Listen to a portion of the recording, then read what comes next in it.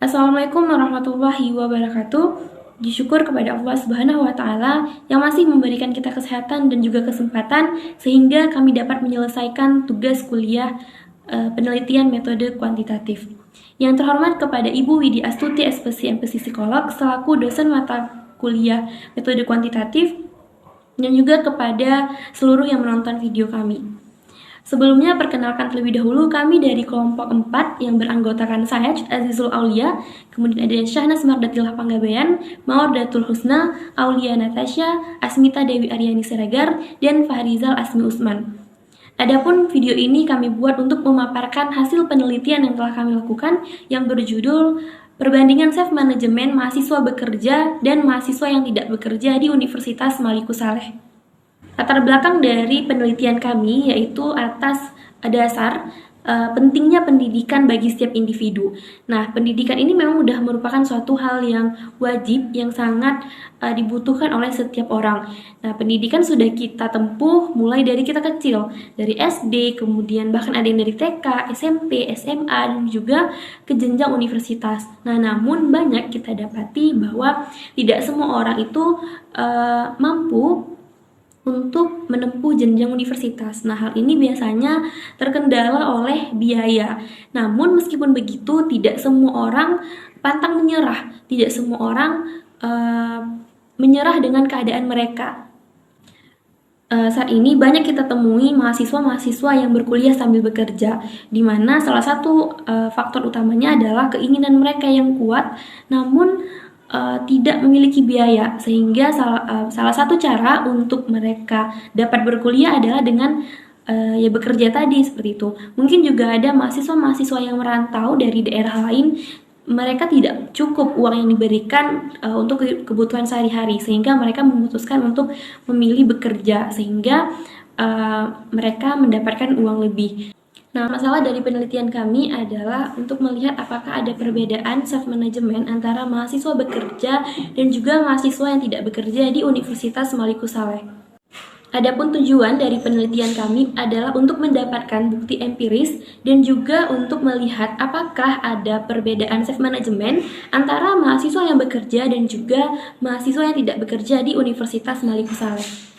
Manfaat yang ada dalam penelitian kami itu ada dua. Yang pertama ada manfaat teoritis dan juga manfaat praktis. Di mana manfaat teoritis yang pertama adalah untuk memberikan informasi dan pengetahuan mengenai self-management. Dan yang kedua adalah untuk memberikan peluang kepada peneliti-peneliti selanjutnya untuk mengkaji hal yang sama namun dalam konteks yang berbeda. Selanjutnya ada manfaat praktis, di mana manfaat praktis ini terdapat 3 poin.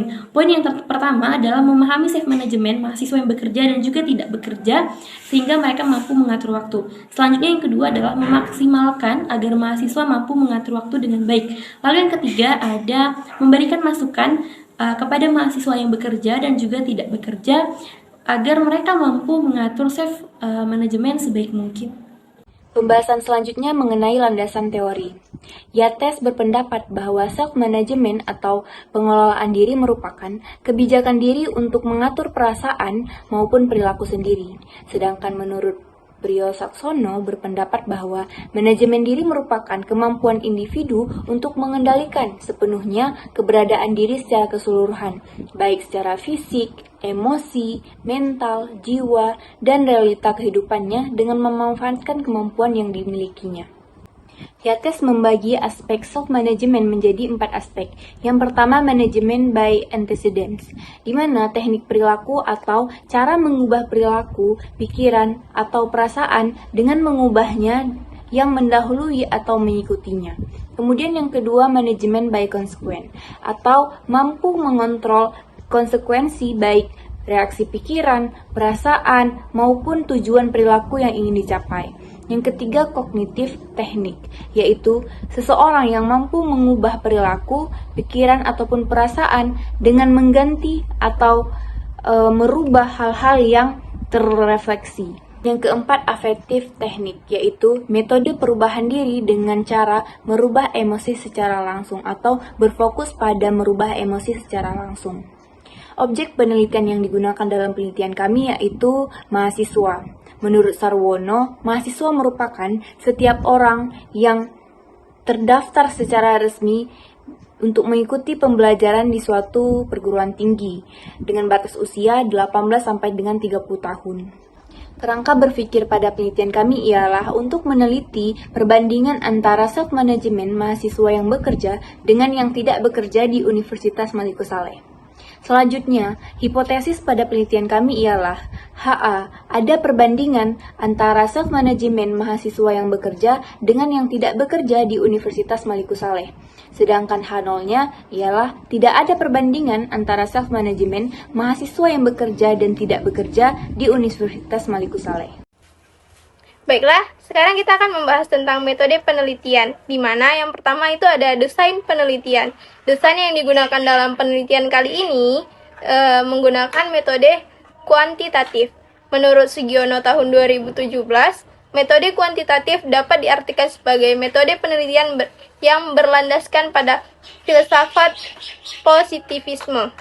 Digunakan untuk meneliti pada populasi atau sampel tertentu.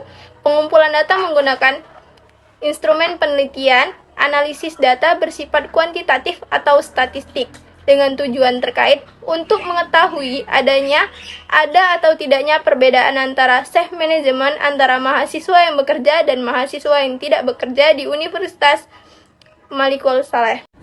Nah, selanjutnya kita akan membahas identifikasi variabel penelitian. Setelah diidentifikasi, variabel penelitian ini memiliki satu variabel. Penelitian ini menggunakan variabel self-management sebagai variabel dari sebagian variabel psikologisnya. Self-management merupakan kemampuan individu dalam mengelola dirinya baik dari segi perasaan maupun perilaku dalam realita kehidupannya dengan memanfaatkan kemampuan yang dia miliki. Mengatur jadwal dalam menyelesaikan tugas sehari-hari juga dapat diartikan kepada self-management diri. Biasanya orang yang mampu mengatur jadwal dengan baik, banyak kegiatan dapat dilakukan orang tersebut akan terjalankan dengan baik dan rapih pula. Berikutnya kita akan membahas populasi dan sampel penelitian. Populasi, menurut Sugiono tahun 2017, wilayah generalisasi yang terdiri atas subjek ataupun objek yang mempunyai kualitas dan karakteristik tertentu yang ditetapkan oleh penelitian untuk mempelajari, kemudian ditarik kesimpulan. Populasi juga bukan sekedar jumlah yang ada pada objek ataupun subjek yang dipelajari, tetapi meliputi seluruh karakteristik atau sifat yang dimiliki oleh objek ataupun subjek itu sendiri. Sesuatu dengan masalah penelitian, maka populasi pada penelitian ini adalah seluruh mahasiswa yang berada di Universitas Maliku Saleh. Berikutnya, kita akan membahas tentang sampel penelitian. Sugiono 2017 menyatakan bahwa sampel adalah bagian dari jumlah dan karakteristik yang dimiliki oleh populasi tersebut.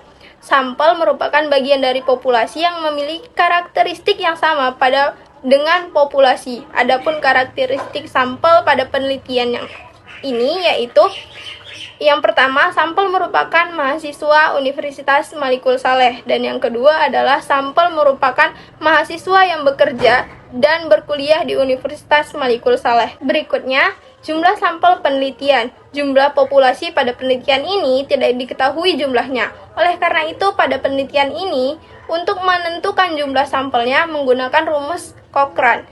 Rumus tersebut dapat kita lihat di PPT kita. Berikutnya, kita akan mempelajari metode pengambilan sampel. Pengambilan sampel pada penelitian ini dengan cara non-probability, yaitu tidak semua subjek mempunyai kesempatan yang sama untuk dipilih.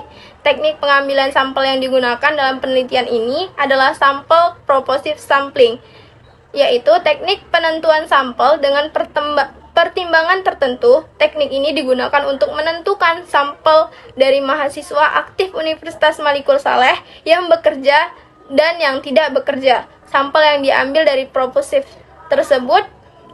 tersebut berjumlah 100 responden yang bekerja dan 100 responden yang tidak bekerja. Selanjutnya ada prosedur penelitian. Nah, jadi tahap pertama dari prosedur penelitian kami pada kali ini adalah peneliti mencari dan mengamati fenomena yang terjadi di lingkungan sekitar. Lalu kemudian memilih kira-kira variabel apa yang tepat untuk dijadikan bahan teliti di penelitian kami kali ini. Nah, setelah itu peneliti memilih landasan teori, lalu peneliti memilih populasi, kemudian sampel juga ditentukan, serta tempat penelitian yang kira-kira cocok untuk melakukan penelitian ini. Kemudian peneliti memilih metode penelitian yang tepat. Selanjutnya, peneliti melakukan survei awal. Setelah itu barulah peneliti mulai menyebar skala penelitian kepada subjek. Kemudian langkah terakhir yaitu mengolah data dan juga membuat kesimpulan. Nah, baik, kemudian selanjutnya itu ada instrumen alat ukur. Nah, menurut Sugiono pada tahun 2017, instrumen penelitian adalah suatu alat ukur yang digunakan untuk mengukur fenomena alam maupun sosial yang diamati atau disebut dengan variabel penelitian. Nah, instrumen penelitian yang digunakan dalam menyusun skala self-management pada penelitian ini adalah menggunakan skala Likert, yaitu skala yang digunakan dalam angket dan riset yang berbentuk survei. Nah, alat ukur yang digunakan untuk mengukur self-management dalam penelitian ini adalah skala self-management. Nah, skala self-management ini disusun berdasarkan teori dari Yates pada tahun 1985 tentang self-management. Nah, item-item yang ada di skala penelitian ini dia sesuai dengan teori yang sudah dipaparkan oleh Yates terkait tentang self-management. Yang pertama ada management by antecedent, kemudian ada management by consequence, yang ketiga ada cognitive techniques, dan yang terakhir ada affective techniques. Nah, dalam pemilihan jawaban di skala ini, responden itu dimintai untuk memilih salah satu dari 4 alternatif jawaban, yaitu sangat setuju, disingkat SS, setuju, disingkat S, tidak setuju, disingkat TS, dan sangat tidak setuju, disingkat STS. Baik, selanjutnya ada uji validitas. Uji coba yang dilakukan pada skala self-management didapatkan dari jumlah total item sebelumnya, yaitu 40 item menjadi 35 item valid. Hal ini dilihat dari signifikan variabel lebih kecil dari 0,30, sehingga didapati beberapa nomor item yang tidak valid, yaitu nomor 8, 17, 31, 35, dan 40. Baik, kemudian selanjutnya ada uji reliabilitas. Nah, reliable sendiri memiliki arti ketepatan, keajukan, konsistensi, dan sebagainya. Nah, suatu pengukuran yang reliable maka memiliki tingkat reliabilitas yang tinggi. Artinya, suatu pengukuran yang dilakukan dapat dipercaya secara empirik. Nah, koefisien reliabilitas yang angka tersebut berada dalam interval 0 sampai 1, yang artinya itu semakin tinggi angka mendekati nilai 1, maka semakin tinggi pula reliabilitasnya. Nah, sebaliknya pun begitu. Semakin rendah angka mendekati 0, maka semakin rendah reliabilitas. Nah, dalam pengujian reliabilitas alat ukur dalam penelitian ini, digunakan rumus reliabilitas alfa dengan bantuan program IBM Statistical Product and Service Solution, atau biasa disingkat SPSS. Berdasarkan nilai alpha Cronbach, skala self-management memiliki konsistensi atau reliabilitas yang tinggi sehingga dapat dikatakan layak untuk dilakukan pengukuran pada skala self-management, yaitu 0,921. Baik, selanjutnya ada metode analisis data. Nah, menurut Sugiono 2017, analisis data merupakan kegiatan setelah data dari seluruh responden terkumpul. Nah, kegiatan dalam analisis data ialah dengan cara mengelompokkan data berdasarkan variabel dan jenis responden, mentabulasi data berdasarkan variabel dari seluruh responden, menyajikan data tiap variabel yang diteliti, melakukan perhitungan untuk menjawab rumusan masalah, dan melakukan perhitungan untuk menguji hipotesis yang telah diajukan. Pada penelitian kali ini, jenis analisis data yang dilakukan adalah statistik inferensial, yang mana peneliti ingin menganalisa data sampel dan hasilnya diberlakukan untuk populasi dengan menggunakan bantuan program komputer IMB statistik versi 29 for Windows, yaitu analisis uji T bebas atau biasa disebut Independent Sample T-Test, digunakan untuk mengetahui perbandingan self-management mahasiswa yang bekerja dan yang tidak bekerja. Di sini saya akan melanjutkan dari presentasi kami. Yang di sini saya akan membahas mengenai hasil dan pembahasan dari penelitian yang telah kami lakukan. Nah, penelitian yang kami lakukan ini dilakukan di Universitas Maliku Saleh.